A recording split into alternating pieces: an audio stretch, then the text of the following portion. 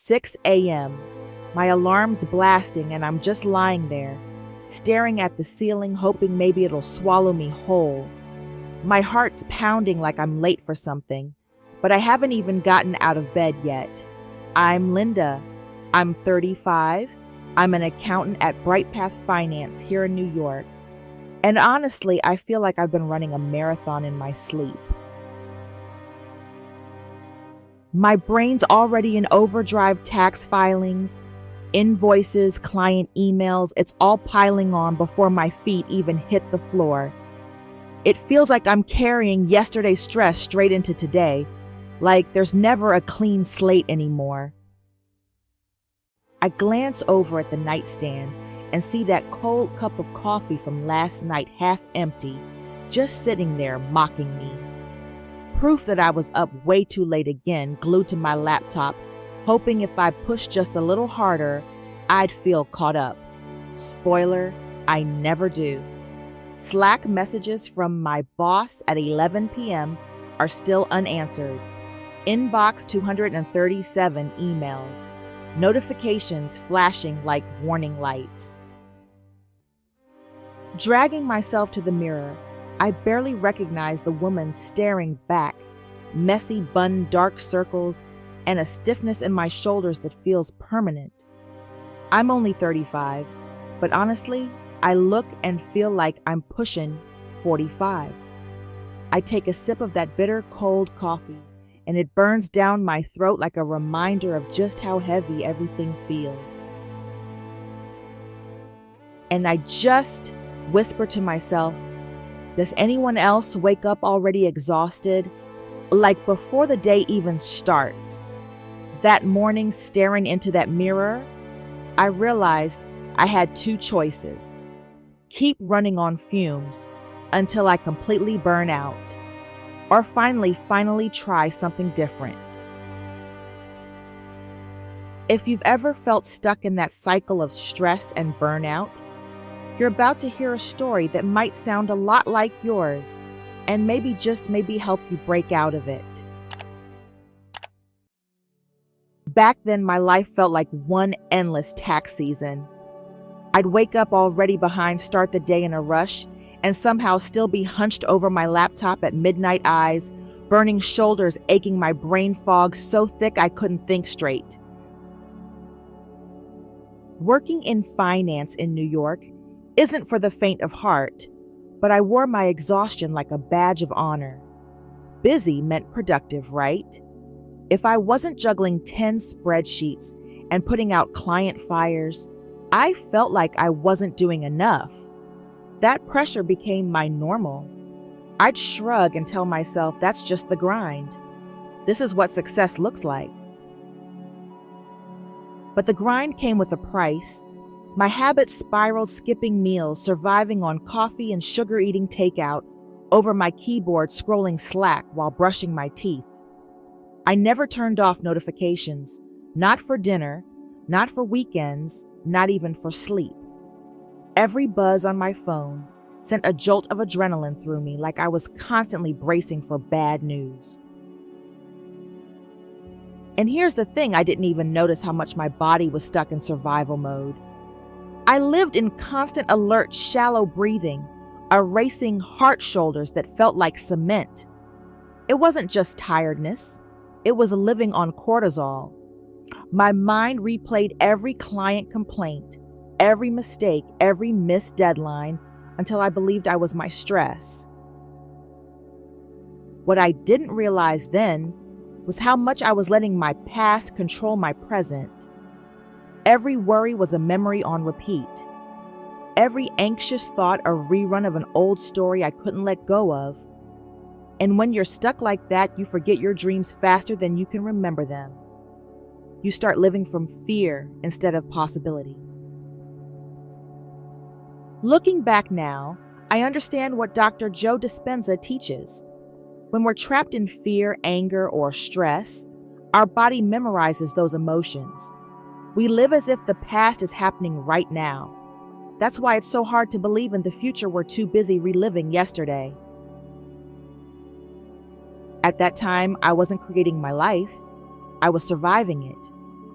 I dreamed about being calmer, feeling healthier, traveling, even just having a day off without panic.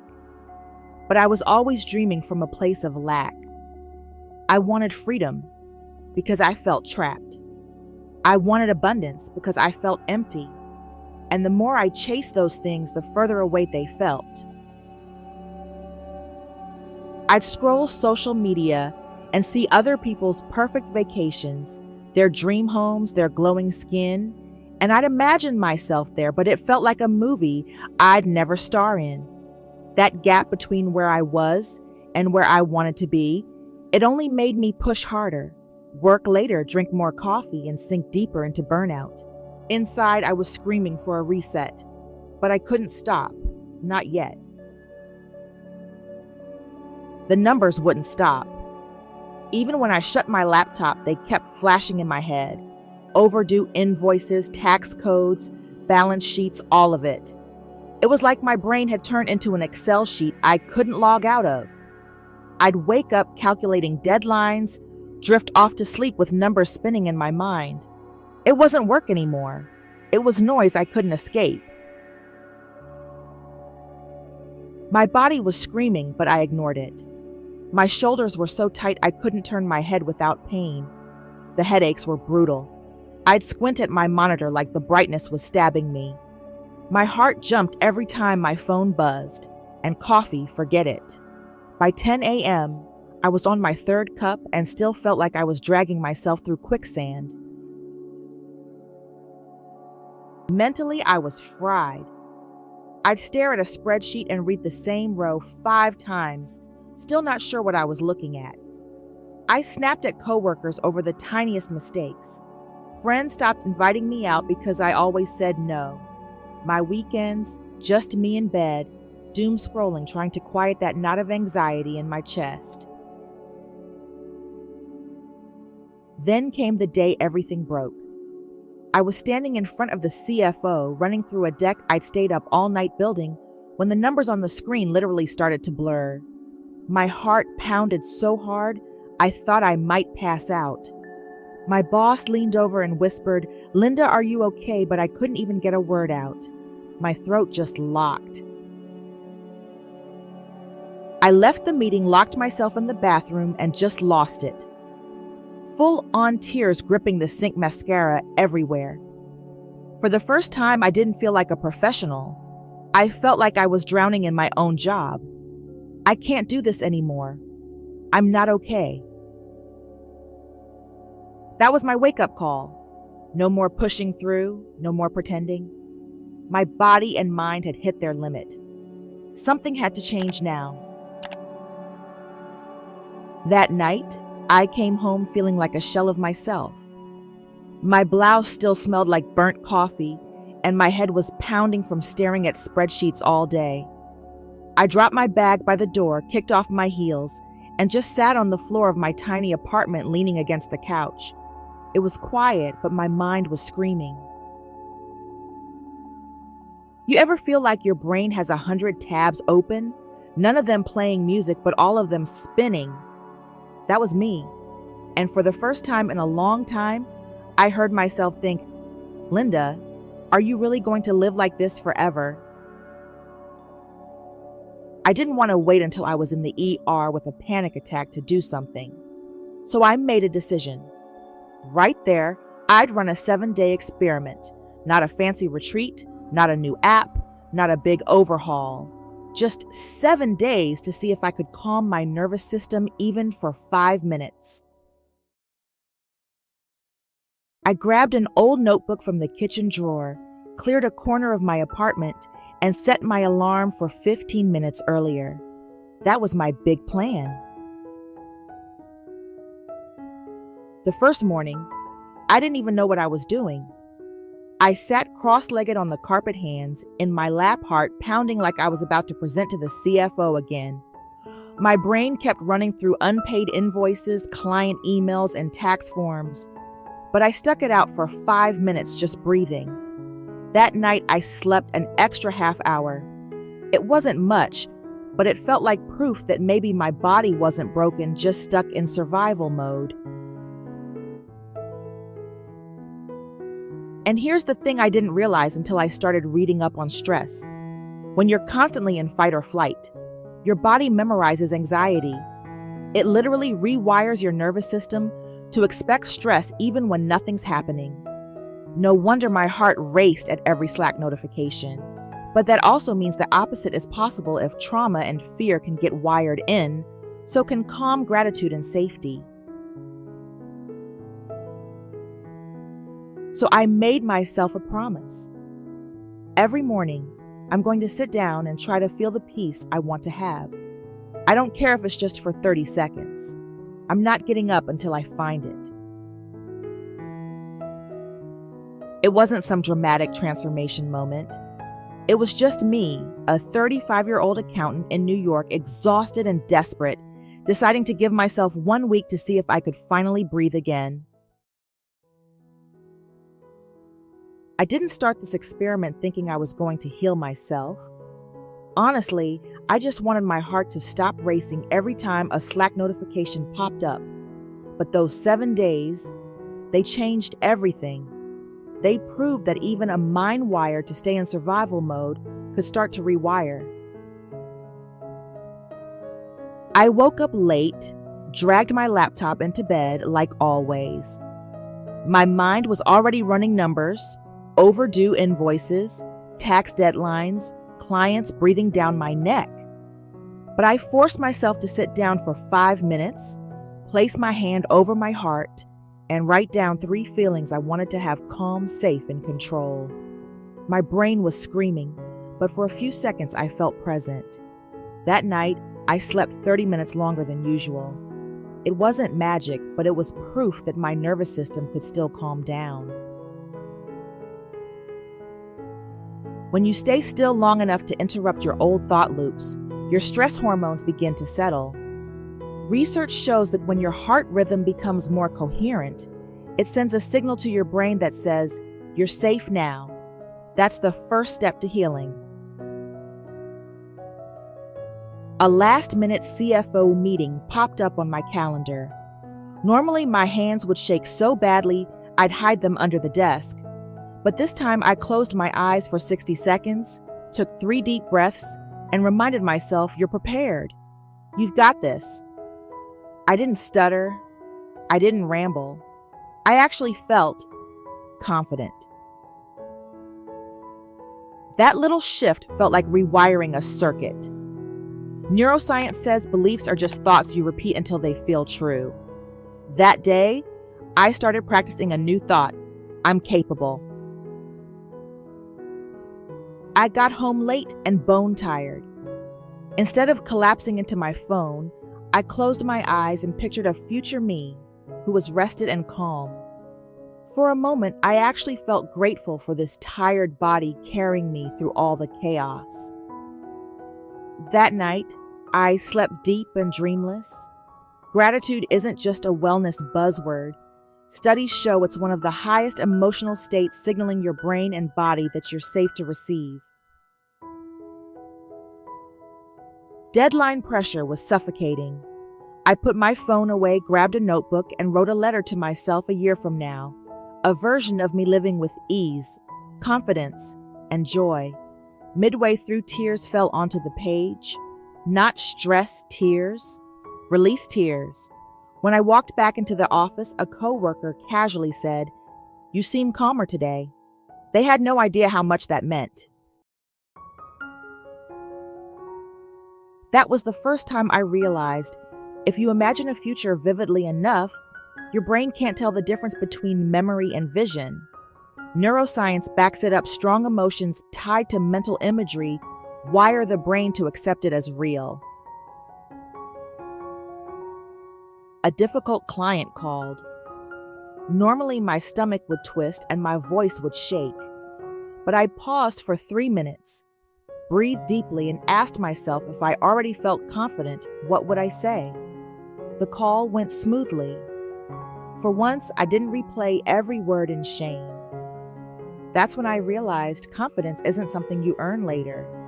You practice it now, even shaky, until your brain accepts it as truth.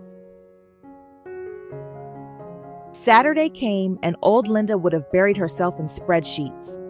Instead, I read a book and took a walk. No laptop, no guilt. Somewhere between chapter 2 and the smell of spring air, I felt something I hadn't felt in years: peace. I wasn't running, but I didn't feel behind either. On Sunday, I reviewed the week 1 new habit, one synchronicity I'd noticed, and one emotion I'd managed to hold on to.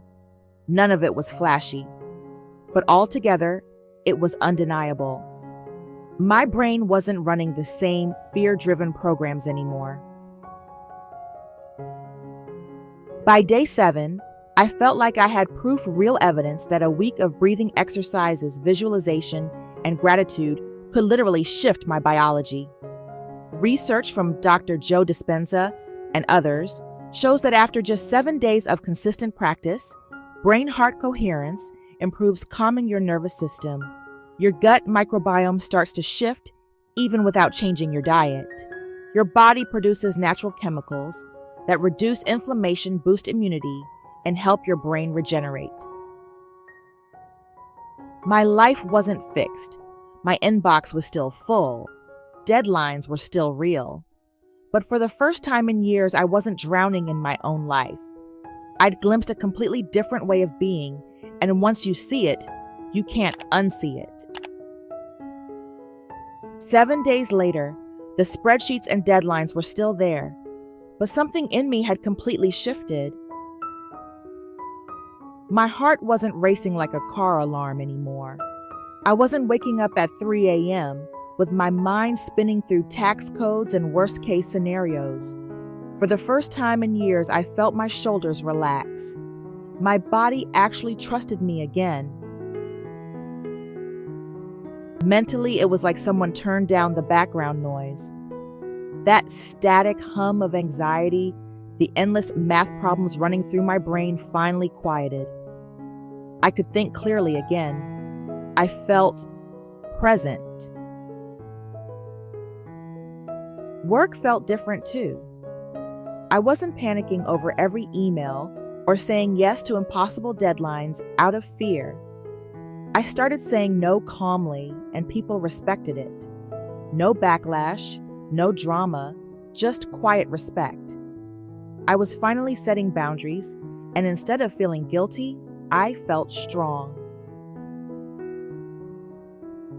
But the real moment that hit me wasn't at work. It was at home. That weekend, I went to visit my parents. I sat on the porch with my mom, iced tea in hand, and watched the sun dip below the trees.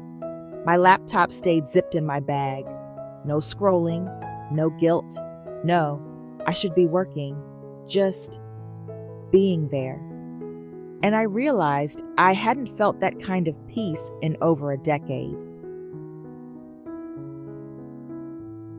That's when it clicked. Change doesn't happen because you grind harder or hustle more. Change happens when you interrupt the chaos, even for a few minutes a day. 7 days of breathing gratitude and showing up for myself were enough for my body to finally whisper, "You're safe now." And in that safety, I found proof. If I can create this calm in a single week, I'm not broken, I'm powerful. I can rewrite my story.